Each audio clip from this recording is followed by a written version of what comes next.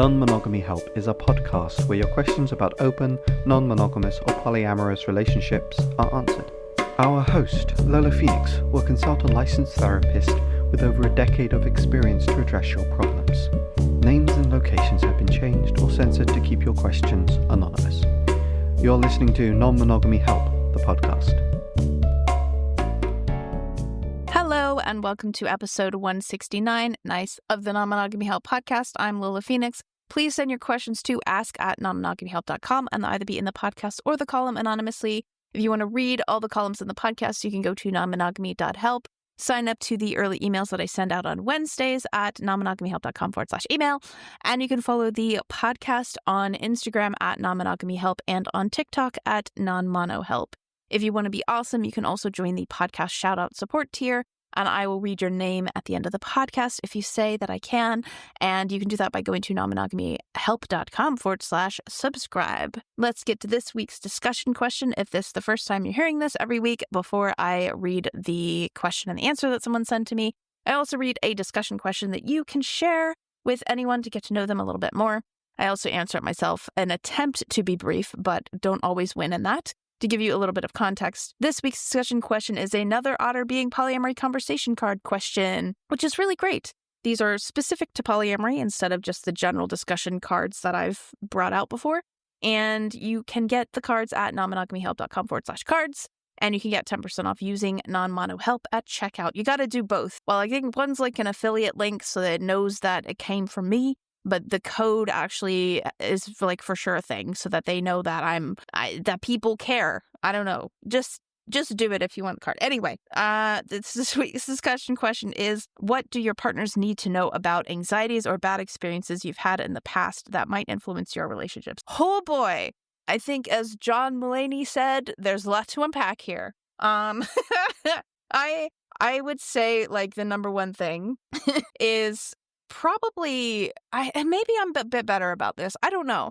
I don't know if I've gotten better about this. I think that I have, but I think the big thing that I've noticed is that throughout my life, I've really struggled with the idea of healthy conflict. So the idea that, well, in relationships, not in communities or with people online, I certainly can have conflict with people online, but it's like, I can have a blowout argument. I can have, I can confront somebody in a very angry way. That's totally fine. No problem doing that. But confronting somebody in a kind way or saying this is bothering me and not waiting until it gets to like DEFCON 5. Do you know what I mean?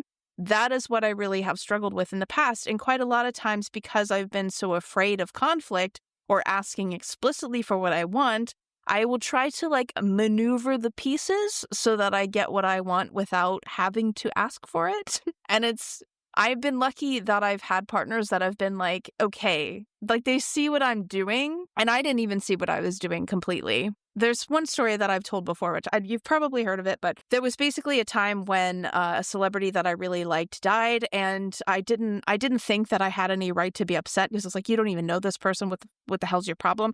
So like I didn't even accept to myself that I was upset. And I had a partner at the time who was going out on a date with somebody else.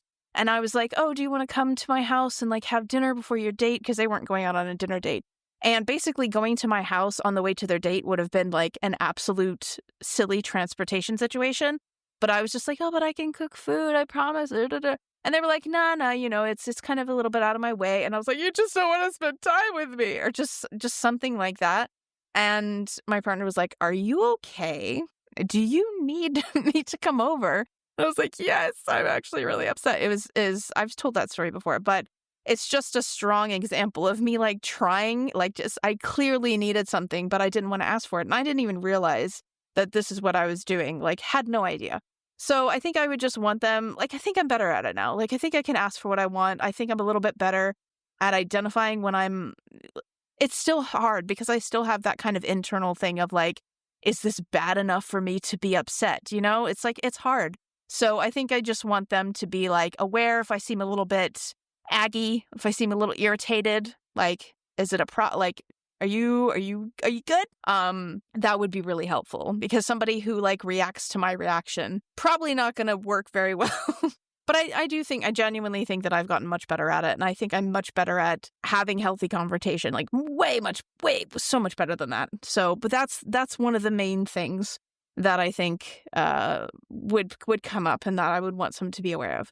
So yeah, and now that I've blathered on, the discussion question is, what do your partners need to know about anxieties or bad experiences that you've had in the past that might influence your relationship? So this isn't a bad experience, it's a good experience, but it's just me being a silly Billy. Anyway, let's get to this week's question.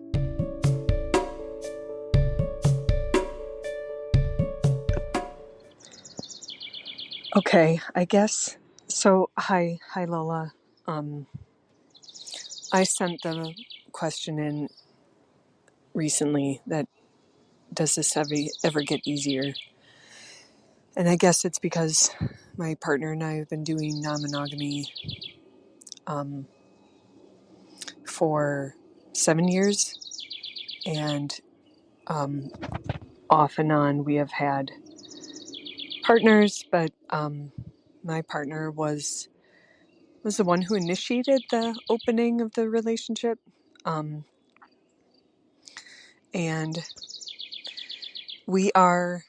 so my partner and I are married, but we also have a mutual partner that we're also in a triad with, but we also date this other partner separately. And we've gone through some kinks with that, but kinks as in hard things. But I guess my big question is, it still feels like a big challenge a lot of the time.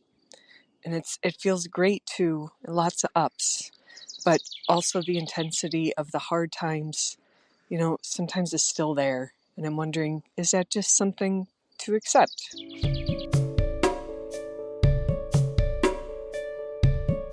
Before we get to this week's answer, I'm going to quickly remind you of this episode's sponsor, BetterHelp. I encourage people to see therapists, and it's very hard sometimes for people.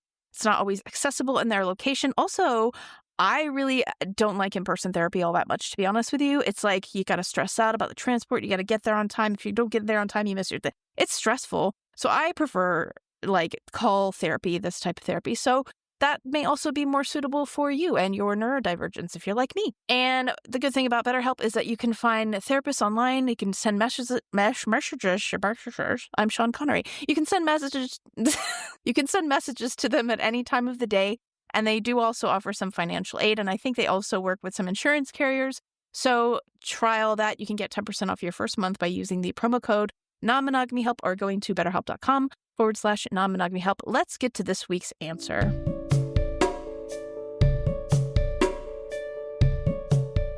So in your question, you don't really talk about, you said that, your partner initiated the opening of the relationship. It's been going for 7 years off and on, which I don't know if that means that you've closed or opened your relationship or if that just means you haven't necessarily been fully dating other people. The biggest thing that I'm figuring out here, and that sticks out to me, is that you are married. So that does mean, anxiety-wise, that you have something very big to lose. Even if you're not necessarily fully hierarchical and you don't think hierarchically, is that I don't know if that's a word. Even if you don't think that way, whenever you create a situation where somebody is essentially on a pedestal, more or less, or somebody is at the top, that means that there's one position. There's one married position. And that is also what monogamy teaches you. Like monocentric society teaches you this and reinforces this your entire life. So even if you don't operate it that way, you got this internal kind of cultural script going on in your head. There is one throne and one person who can sit in that throne. And right now that's you, but you can be replaced. You can be kicked out of that throne and then somebody else is in the throne. And then what then? And even though you're in this sort of triad and you kind of seem to date similar people or whatnot, I mean, in some ways, that's a little scarier because you could do a bait and switch. And I'm not saying that your partner's going to do that, but I'm saying that this is the narrative that can go on in your mind. And this might be why it's still continuously hard, is because you have something to lose, right? You are not this person who's dating both of you. I'm not saying that your triad or the person that you have a triad with or any of the people that you date are having a gay old time and there's nothing wrong with them. But I'm saying that from their position, they've got a lot to lose too. Again, I'm not saying that. But you are married, so you have this whole life that you've built together. And then now there's all these other people, and you grow up in a monocentric society that's told you that love looks in this specific way, and that's the only way it looks. And so you've got this mono thing kind of going on with the marriage, and I don't know, you said your partner initiated the opening up, so I don't know if you really wanted it, and you've still got something to lose. And that's the constant throughout these last 7 years or however long you've been married. Like you're sitting in this throne and you can be dethroned at any point in time and somebody else can take your place. And again, I'm not saying that this is what you're consciously thinking, but this is kind of part, like the up and down of having a hierarchical system is that sometimes it manifests a lot of anxiety because if you have a hierarchy, only one person can be at the top. So I think that's worth acknowledging to yourself and worth understanding that, like, okay, I have reasons to be really scared because I have something big to lose. And that is the big challenge. The other thing that I'm wondering is that, okay, so you've opened your relationship, you're in a triad with somebody, and then you have another partner that you both date, but you date separately. Have you guys ever sat down when you opened your relationship? Did you sit down and go, okay, we want to open this relationship. Do you know how many people that your partner wants to date? How many partners your partner wants to have? Do you know the polyamory ideal situation that they have in their mind? What is your polyamory ideal situation that you have in mind? Just because two people are polyamorous, and even if you weren't necessarily that interested in it when you started out, doesn't mean that you're necessarily compatible in terms of the life that you want to live together. Just like two people who are monogamous are not necessarily compatible. Two people can be monogamous, but one person wants to have children and have a big house, and another person wants to like travel and be nomadic. And like there's lots of different ways to live. So just because you're both polyamorous, or I don't know if you actually are, but you're certainly in a open or polyamorous seeming relationship, doesn't mean you necessarily want the same things. So you may not want a triad. It may have just ended up being that way, but that may not be your ideal. Some people, that is their ideal. That's their total ideal. Some people want kitchen table polyamory. Some people want parallel polyamory. People like me, I'm solo polyamory. I don't want to live with anybody. I want to have my own stuff, my own things going on. And I would never be compatible with somebody who wanted kitchen table polyamory. Like that's not if they wanted me to be in that kitchen table, that's not my gig. So if you've never had that discussion, then essentially what's happened here is that you've had an established relationship that's followed the cultural script, and then you veered off the road of that cultural script into this brand new territory with no understanding or guidance of where the hell you're going. Just, okay, now we're dating this one person together. Okay, we're dating this other person together. Like, of course you're fucking scared. Like, you're in a car that was on a road that you knew where that road ended, and now all of a sudden you're off road and you have no idea where the hell this is going. From the sound of it, doesn't sound like you've had this conversation. And it's really, really important because, yes, we can love. There's no boundary to love, and we can love as many people as our hearts desire, but there's 24 hours in a day, there's 7 days in a week, and you can only spend so much time with so many damn people. Okay? The day that something like that timey-wimey thing, any kind of time machine thing, will be very popular in the polyamory community. But as such, at this point in time, we do not have that type of technology. And so you got to make decisions about how you're going to spend your time. And we got to work. Unfortunately, we must sell our labor to live. And we also have hobbies. We also have friends. We also have families. We go to a gym. Blah, blah, blah. There's lots of shit that we have to figure out in our calendars. That's why Google Calendar is so popular in the polyamory community. It involves planning and thinking about your time, how you're going to spend your time.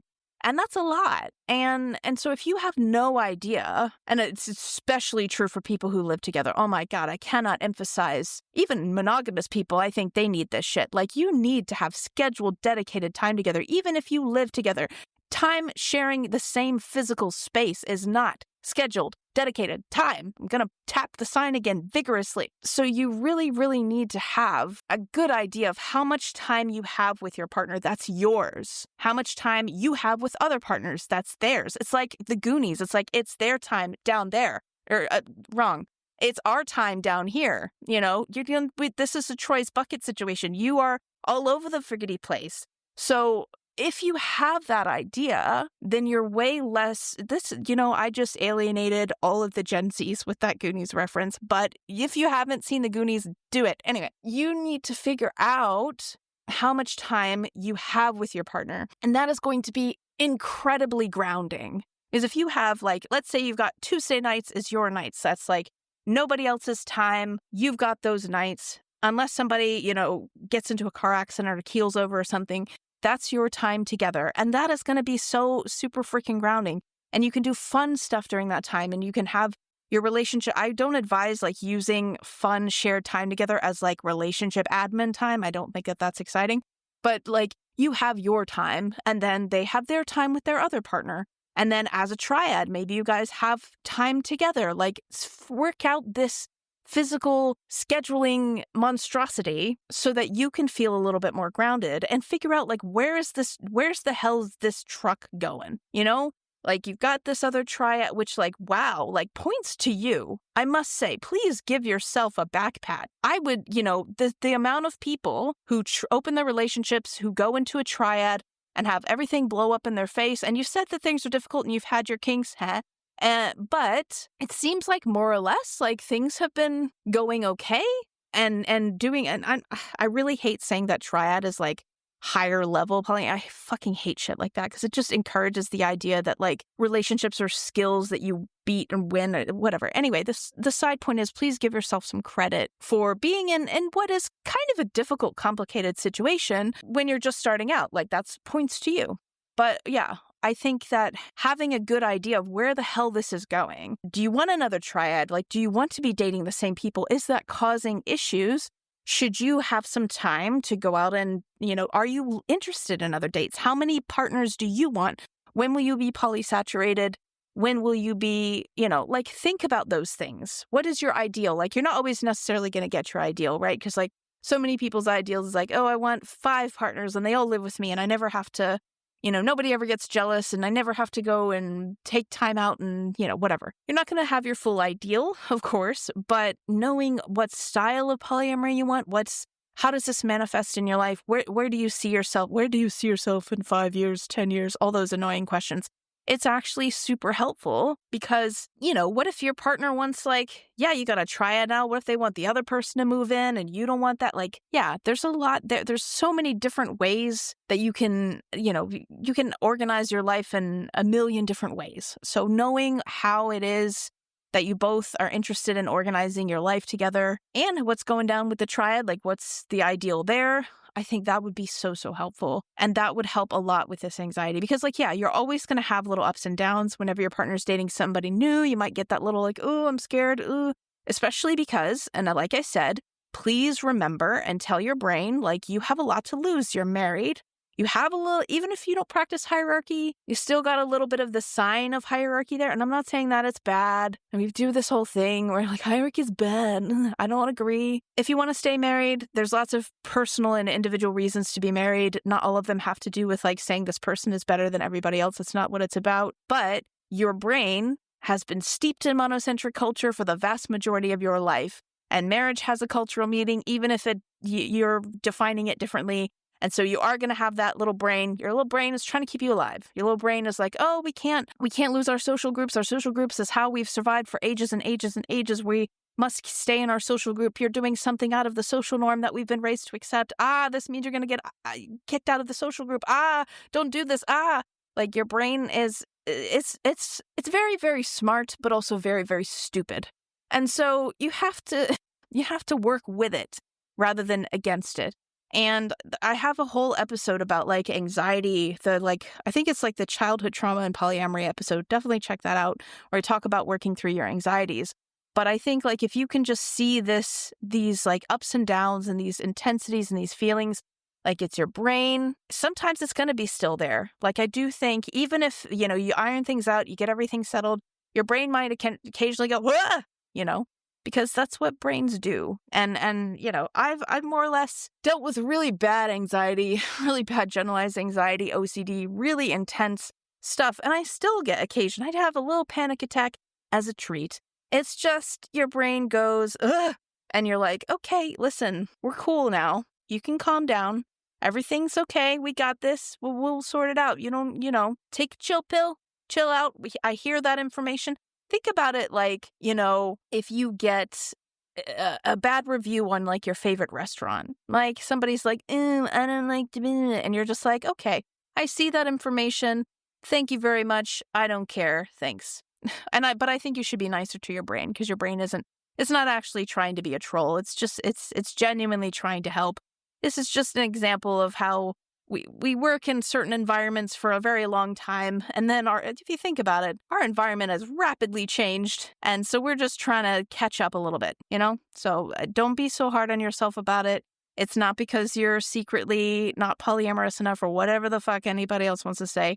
I think accept that there will be occasional moments of but like, I think if you actually sat down with your partner and figured out like what the ideal is, where's this truck going, that might help out a lot. You still might be a little bit anxious, especially because you're married. You got a lot to lose.